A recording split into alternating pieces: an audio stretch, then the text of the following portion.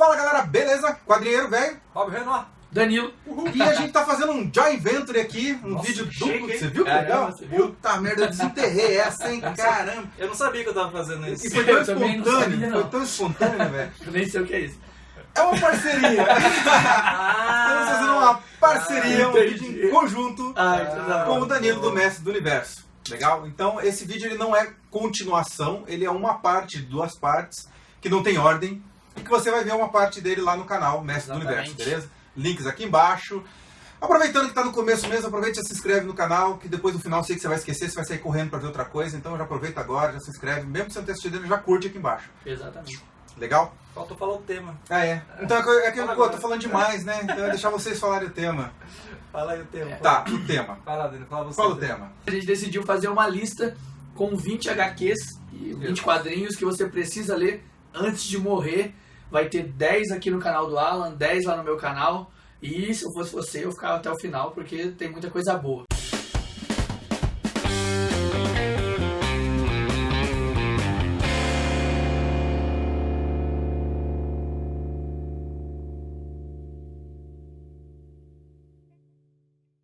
Bom, pessoal, então vamos lá, vamos abrir. Fabião, começa você. Tem que falar dos clássicos, mega clássicos. Então, primeiro é o Cavaleiro das Trevas. Aê. Esse foi o que modernizou a graphic novel. Sim. Modernizou o herói, vamos dizer assim. Ele, antes dele, o herói era tido como coisa infantil, depois dele, mudou tudo. Exatamente. Eu diria até que o Cavaleiro das Trevas ele vem para mostrar que o leitor de quadrinhos precisava de algo mais. Né, de uma coisa um pouco mais porrada, de uma coisa mais pé no chão. E ao mesmo tempo, o personagem ainda está lá, ainda é ser reconhecido aquele personagem. Sim, e o mais legal de Cavaleiro das Trevas é você ter essa evolução, né? De um Batman que até ali era problemático, tinha perdido os pais e tal, mas nunca tinha sido abordado tão esse lado dark.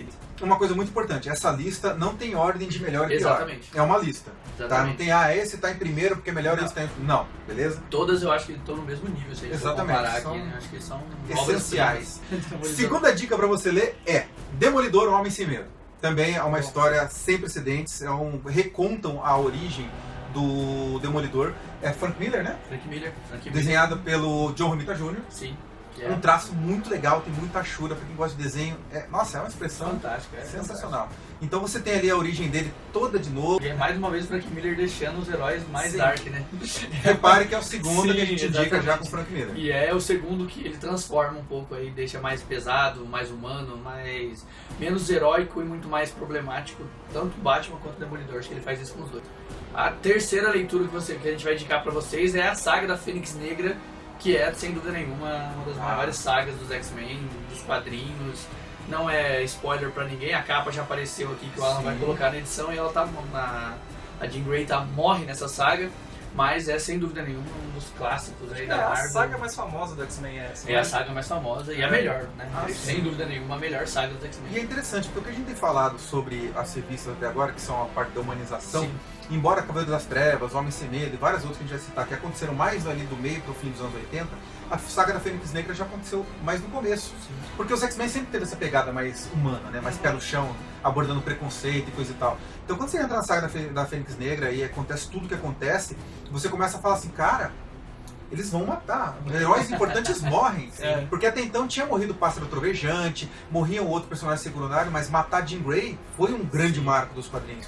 Talvez, eu não sei, eu não lembro agora de cabeça se foi a primeira morte importante ou É isso não. que eu ia falar, as pessoas têm que entender que na época não era tão comum o personagem Exato. morrer. Porque hoje em dia é tão comum eu morrer. Até porque não tinha essa questão de voltar, né? Quem morria. Tanto só foram trazer ela de volta mais de 10 anos depois. Sim. Vamos lá para outro mega hiper clássico, que é o Watchmen.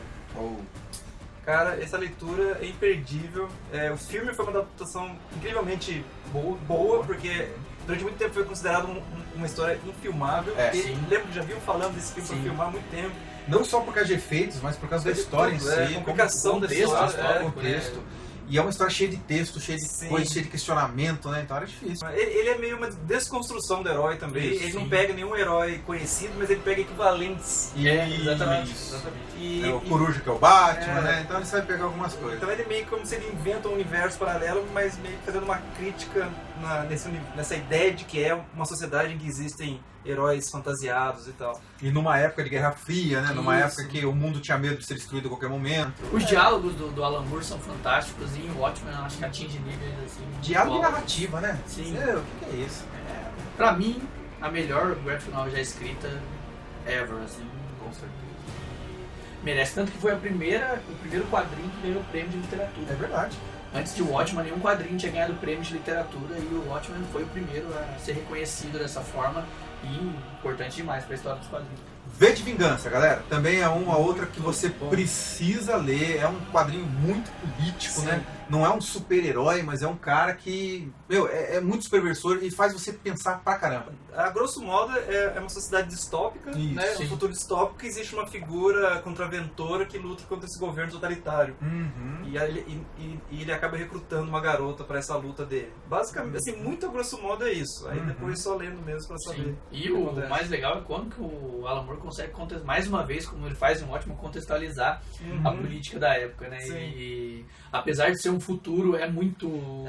Ele usa aquilo pra criticar a sociedade. Sim, Exatamente, é uma E crítica é social. atemporal, né? É, É sim, atemporal. totalmente. Você lê o Watchmen, você lê V de Vingança hoje, são as mesmas críticas, são Sim. os mesmos problemas. O ser humano não evoluiu tanto assim. Esse é um pessoal meio que cresceu na época da Thatcher e do Reagan. Bom, a próxima indicação é, sem dúvida nenhuma também, uma das maiores histórias já escritas pelo Neil Gaiman, que é Sandman, cara. Se você não leu Sandman, você precisa parar agora o que você está fazendo e procurar. Eu confesso que eu não terminei. Momento confissão. Eu também não li a obra toda. Mas, não cara, porque eu não gostei, é bom. Não, Sim, pelo contrário. É muita É coisa. muito grande, tem muita coisa. Agora tem o Prelúdio, Nossa. tem mais um monte de outras Aí coisas. toda vez que eu paro eu recomeço, porque não tem que voltar pra lembrar, aí eu paro. de Sandman novo. é uma história... Sandman mas é é bom. incrível, é incrível. Eu Os adoro. conflitos humanos que são colocados ali. As mitologias que ele cria, né, cara? Sim. É psique pura. fantástico, É fantástico. psique pura. É É viagem... Nossa, é lindo. É HQ que você lê e você não consegue só ler, né? Você Não. Cara, você lê as frases, você para, você pensa, Você viaja. É fantástico. Vamos lá pra sétima dica, que é o Monstro do Pântano. O Monstro do Pântano também é um personagem da Vertigo, né? É. Da DC. Ele é da DC Ele é da e DC. passou por ser do Vertigo depois que Isso. o seu surgiu. Ele é uma entidade, vamos dizer assim, não é um super-herói, ele é um Elemental, elemental da terra, da mata. E também teve esse mega revival com o Alan Moore também. Uhum. E depois que o Alan Moore escreveu ele, Se tornou definitivo. Virou clássico. É. né? Virou clássico. é muito, muito, eu recomendo. Assim, Cara, são reflexões, são tantas coisas. Muito Eles trazem filosófico monstros também, clássicos é. também de volta. Coloca zumbi, coloca lobisomem, tem vampiro. Cara, é uma delícia. Inclusive, às vezes eles se cruzam, né? O Sandman com o Monstro do Pântano. Sim. O universo é meio o mesmo, assim. É porque faz parte tudo da DC Comics, né? É. Então eles estão ali naquele Sim. negócio. Inclusive, durante essa fase de Alan Moore, o Monstro do Pântano estava junto com o Constantine, que foi aonde Constantine surgiu, né? Pra quem não sabe, muita gente conheceu o Constantine depois em Hellblazer, né? Foi feito depois, mas não, ele surgiu com o Monstro do Pântano. E é o Alan Moore pegando um personagem totalmente secundário da DC, que não tinha importância nenhuma, e transformando em um clássico. Bom, galera, agora eu vou falar pra vocês de um clássico dos clássicos, que é O Reino do Amanhã. Escrito pelo Mark Waid, desenhado pelo Alex Ross. Aliás, é uma das primeiras histórias que o Alex Ross desenhou e que bombou no mundo inteiro. Ele já vinha desenhando, ele desenhou Marvels, que também é uma puta história. Mas quando ele chegou ao Reino do Amanhã, ele se superou. E a história do Mark Waid é mais ou menos o seguinte: você imagina um futuro alternativo da DC Comics, onde os heróis já estão velhos, aposentados e coisa e tal. A gente não gosta de pensar nos nossos heróis envelhecendo, mas eles envelhecem. E ali mostra justamente esse futuro. É de tamanha graça a história e tão reflexiva que é sobre os olhos de um ser humano, que está justamente questionando a sua fé.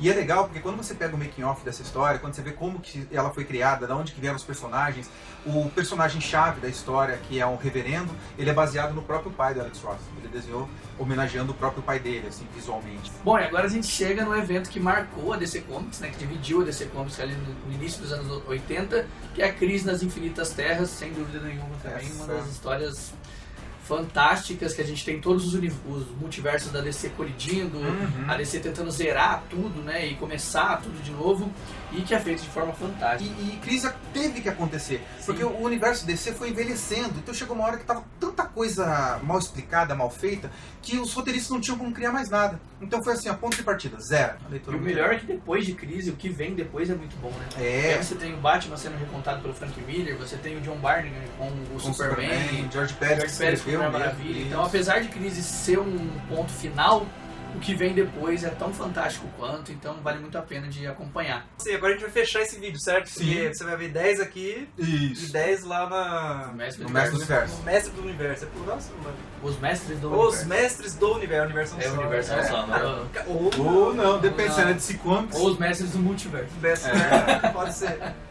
Então, pra fechar esse vídeo, depois você assiste o próximo lá, é a última caçada de Kraven, que seria a história definitiva do Homem-Aranha. Isso. Foi assim, também com uma abordagem fora do padrão pra época. Assim. Totalmente. E também pegou um personagem que era um vilão não muito...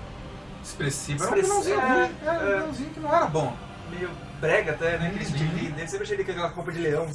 Meio um gosto duvidoso, né? Mas o que eu gosto muito dessa história, assim, sem entrar muito em spoilers, é que ele subverte um pouco aquela ideia do plano maléfico do final, do vilão que faz um monólogo explicando por que ele faz as coisas erradas.